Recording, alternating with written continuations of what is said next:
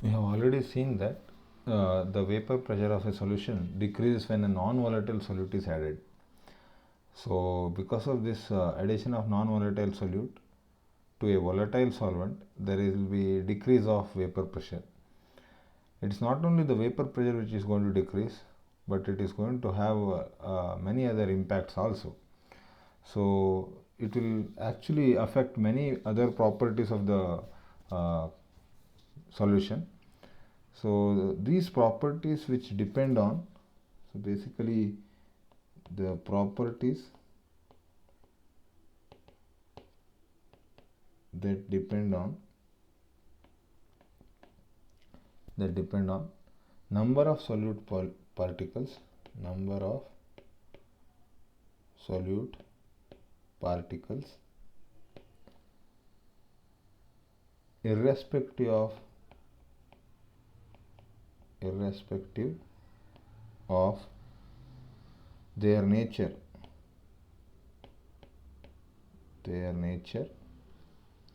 relative to the total number of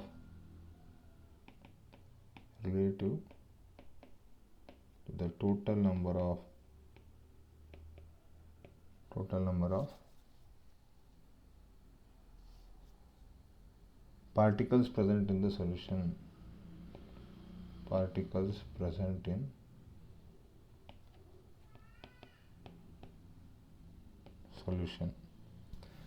So this is going to be a new term actually, the properties that depend on number of solute particles irrespective of their nature relative to the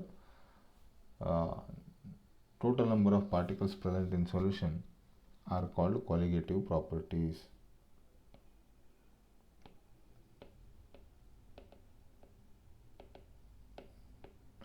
So these properties only depend upon number of particles, not on the nature of particles. So it can be electrolyte, non-electrolyte, whatever it is, but the number of particles are important. Colligative is a Latin word. It has the meaning together, binded together. So there are mainly four colligative properties. The first one is relative lowering of vapor pressure.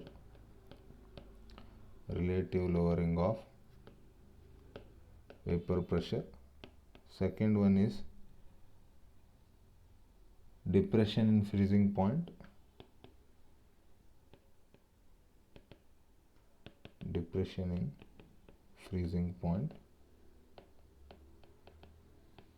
Third one is elevation in boiling point.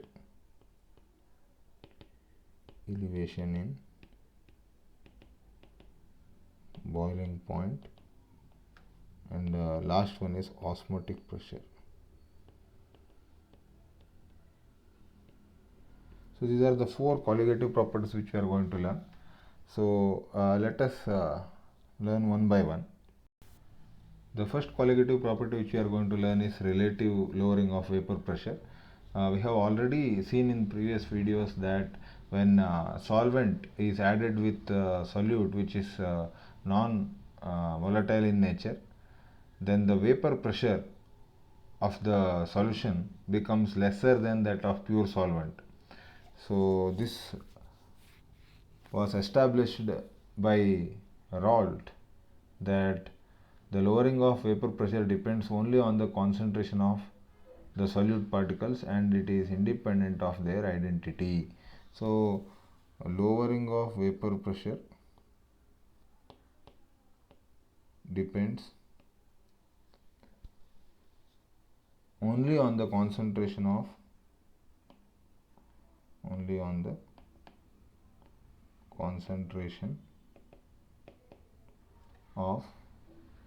solute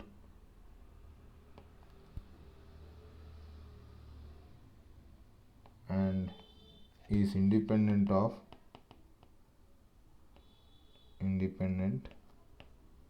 its identity. So basically any solute will cause same extent of lowering in vapor pressure. That is the conclusion from this point. So this will help us develop an equation for relative lowering of vapor pressure. Let us consider that a solution is prepared by adding suitable solute, for that matter any solute actually, which has mole fraction x2. So x2 is actually mole fraction for solute. Similarly, x1 will be mole fraction of solvent. So this is a solution now. From Raoult's law already we have seen that the vapor pressure in this container, if we take it as a closed container, vapor pressure is proportional to the mole fraction of the component. So because here the solute is non-volatile in nature, the vapor pressure is actually due to only solvent. So that is P1 is proportional to x1. So this will be equal to P1 naught into x1. Now this is actually the reduced vapor pressure. So we can easily identify that without solute, the vapor pressure without solute would be equal to P1 naught, because that's the pure solvent. So lowering of vapor pressure, so or reduction in vapor pressure is given by lowering of vapor pressure is equal to P1 naught minus P1, because P1 naught was much higher than the current vapor pressure after addition of solute. So this can be written as delta P1, which will be equal to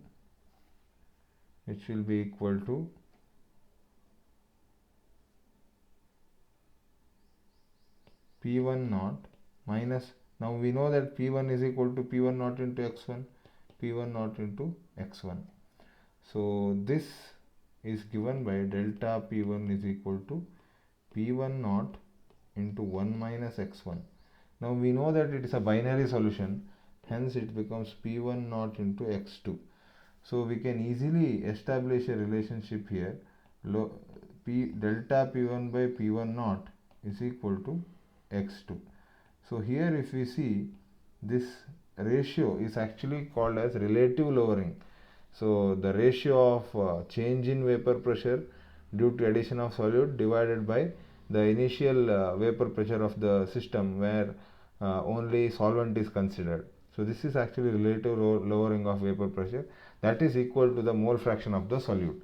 So we have established this equation, and we will be using this equation only to calculate molar mass of the solute.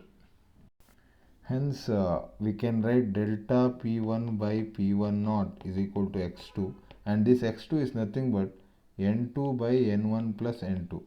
So this gives us the statement that relative lowering of vapor pressure is equal to the mole fraction of the solute. So it's very important. Now in general the solution which we consider will be dilute solution. So for dilute solutions N1 plus N2 is almost equal to N1, because N1 is much greater than N2. That is the meaning when we say dilute solution. Number of moles of solute is much less compared to number of moles of solvent. So this comes out to be N2 by N1 by approximating N1 plus N2 to be N1. So this relationship, that is P1 naught minus P1 divided by P1 naught is equal to N2 by N1, is actually the most useful equation for relative lowering of vapor pressure. Now if we apply further modification of number of moles here, it will be P1 naught minus P1 divided by P1 naught is equal to weight of solute, that is W2, divided by molar mass of solute into, so here N1 is actually W1, weight of solvent, divided by molar mass of solvent will go to the numerator here. So M1. So here we can have W2 is equal to mass of solute, M2 is equal to molar mass of solute.